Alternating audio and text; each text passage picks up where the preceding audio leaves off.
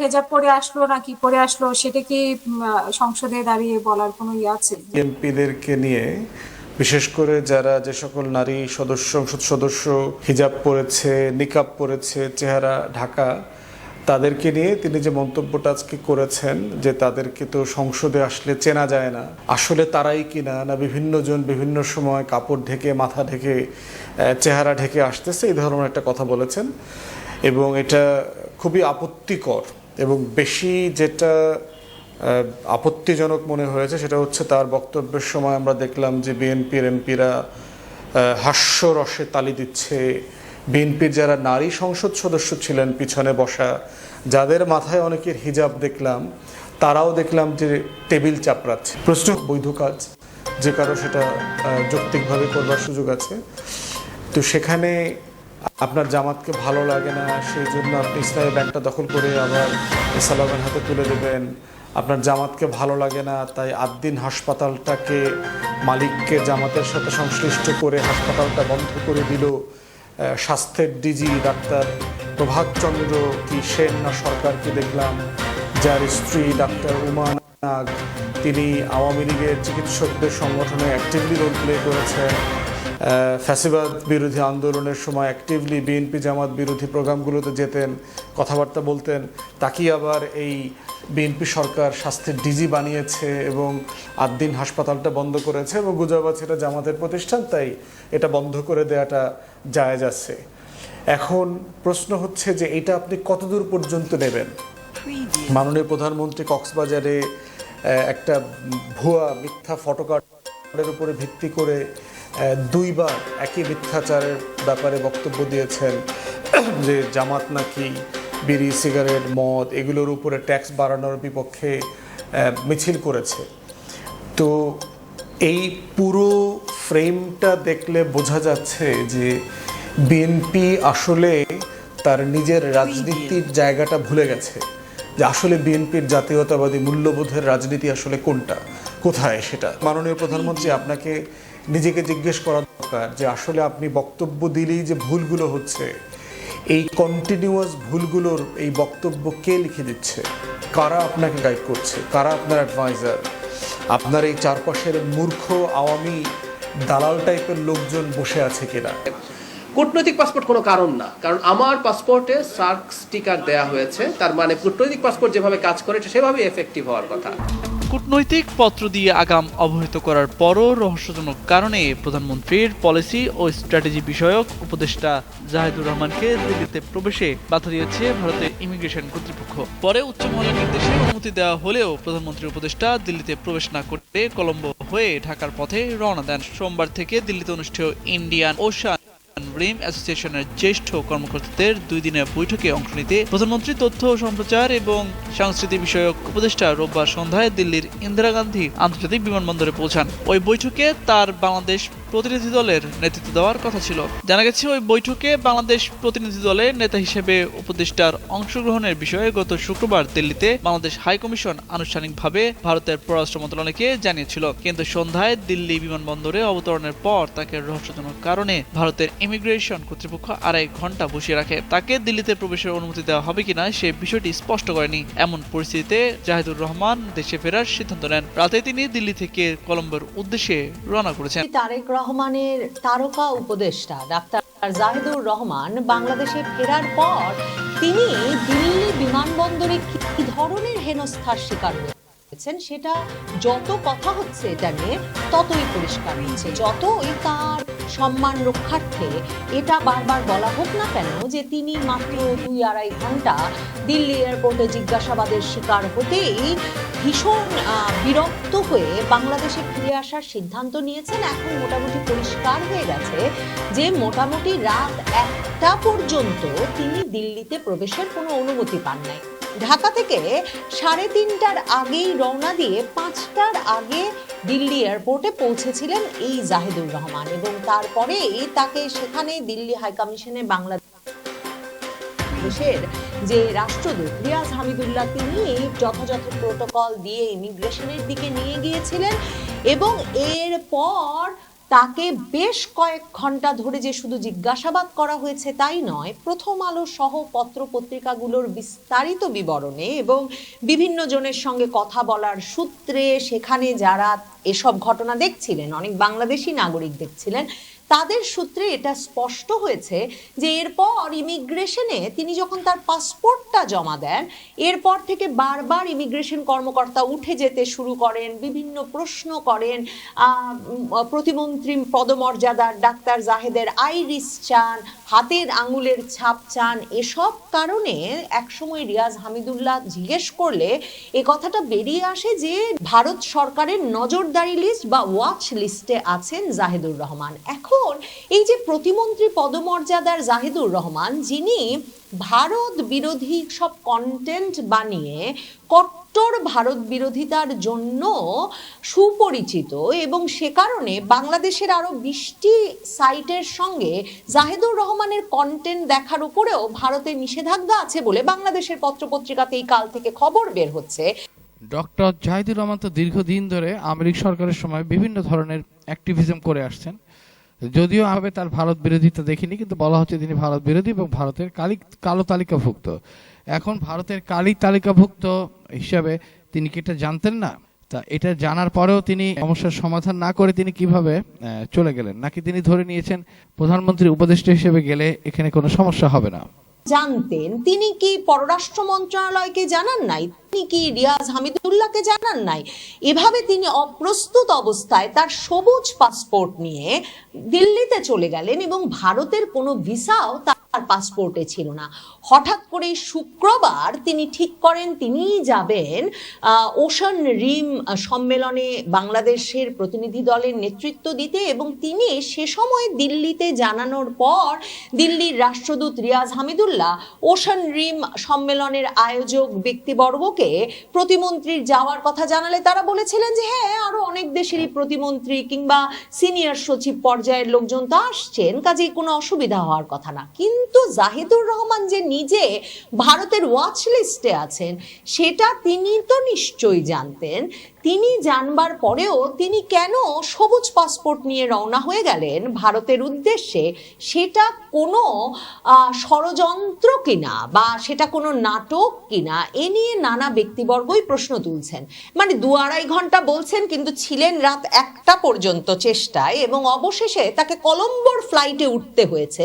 সেটা দিল্লি কর্তৃপক্ষের সিদ্ধান্তে না হলে এখনো যে বাংলাদেশের পররাষ্ট্রমন্ত্রী, পররাষ্ট্র প্রতিমন্ত্রী থেকে সরকারের সকল উচ্চ পর্যায়ের লোকজন এ নিয়ে হম্বিতম্বি করছেন, কথা বলছেন। বাংলাদেশে নিযুক্ত ভারতের ভারপ্রাপ্ত হাই কমিশনারকে পররাষ্ট্র মন্ত্রণালয়ে তলব করে নিয়ে আসা হয়েছে। কেন প্রতিমন্ত্রী পদমর্যাদার জাহিদুরের সঙ্গে ইমিগ্রেশনে এ ব্যবহার করা হলো, অথচ ভারত মুখ খোলে নাই।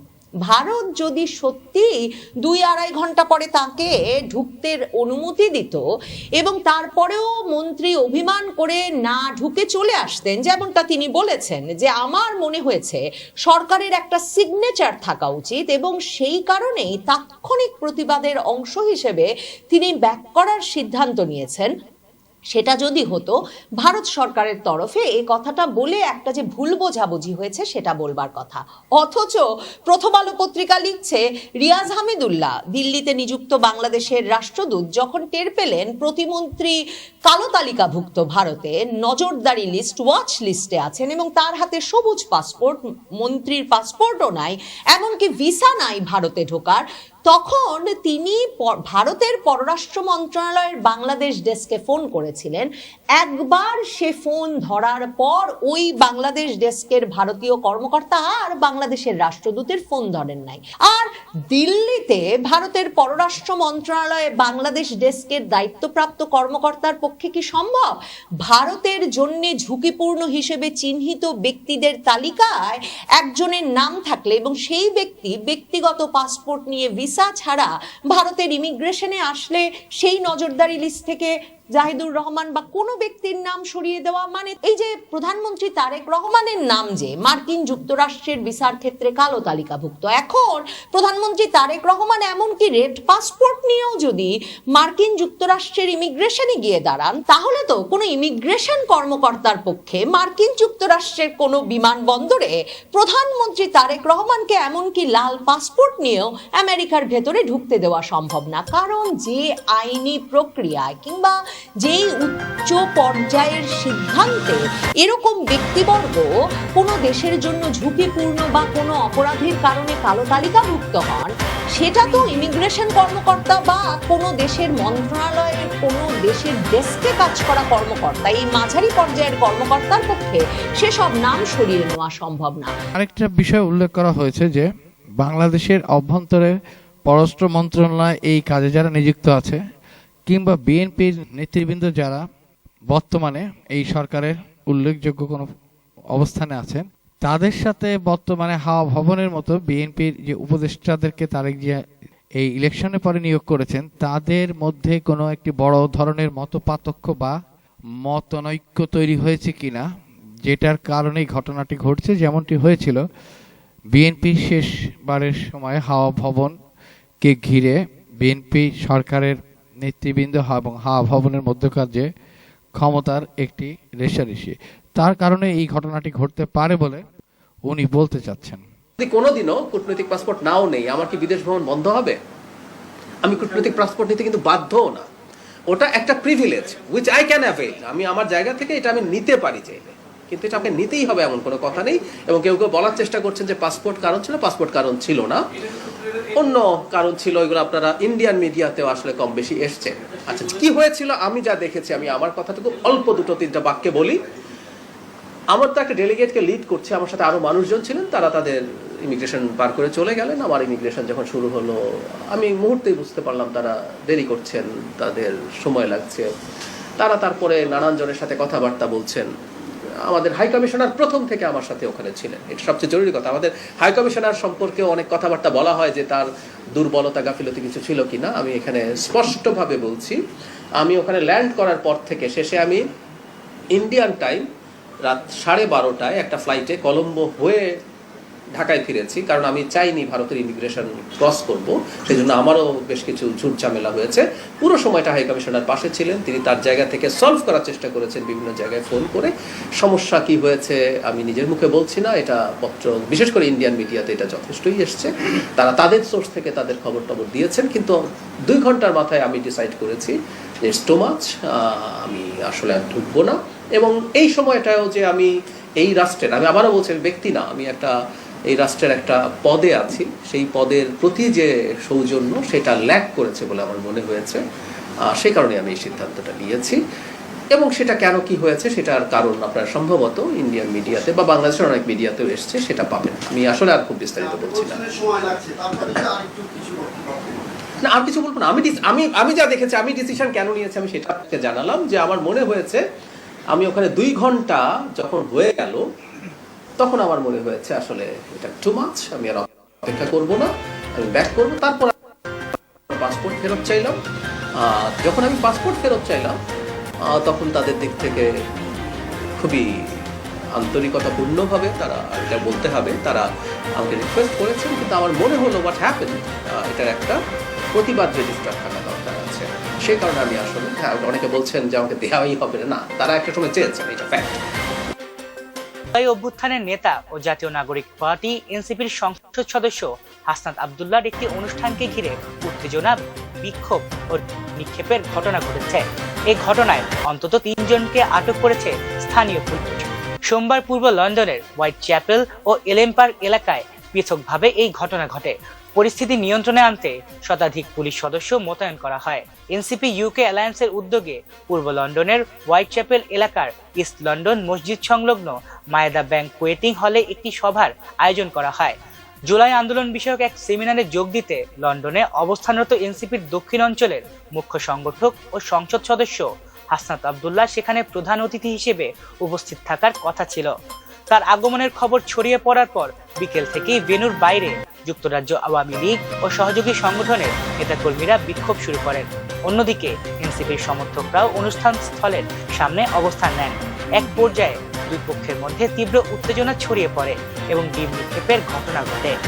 স্থানীয় সময় সন্ধ্যা 6টায় অনুষ্ঠান শুরু হওয়ার কথা থাকলেও পরিস্থিতির অবনতির কারণে হাসনাত আব্দুল্লাহ অনুষ্ঠান স্থলে পৌঁছান রাত 9টার দিকে। কড়া পুলিশি দ্রুত একটি বিকল্প প্রবেশ পথ দিয়ে প্রবেশ করেন। এ সময় বিক্ষোভকারীরা তাকে লক্ষ্য করে ডিম নিক্ষেপ করলে তিনি নিরাপদে ভেতরে চলে যান। পরে অনুষ্ঠান শেষে কঠোর নিরাপত্তায় তিনি স্থান ত্যাগ করেন। পুলিশ পরিস্থিতি নিয়ন্ত্রণ রাখতে ঘটনাস্থলে বিপুল সংখ্যক সদস্য মোতায়েন করে এবং 3 জনকে আটক করে। আটককৃত ব্যক্তিদের মধ্যে লন্ডন মহানগর আওয়ামী লীগের যুগ্ম সাধারণ সম্পাদক আফসার খান সাদেক রয়েছেন। দীর্ঘ সময় পলাতক থাকার পর 2026 সালের 12 জুন সাবেক আইজিপি বেনজির আহমেদকে সংযুক্ত আরব আমিরাতের অর্থাৎ দুবাইয়ে গ্রেপ্তার করা হয়েছে এবং বাংলাদেশ পুলিশের অনুরোধে ইন্টারপোল বা আন্তর্জাতিক পুলিশ সংস্থায় অলরেডি তার বিরুদ্ধে অভিযোগ দায়ের করা ছিল এবং সেখান থেকে একটি রেড নোটিশও জারি হয়েছিল। সেই নোটিশের ভিত্তিতেই দুবাই পুলিশ তাকে তাদের হেফাজতে নিয়েছে।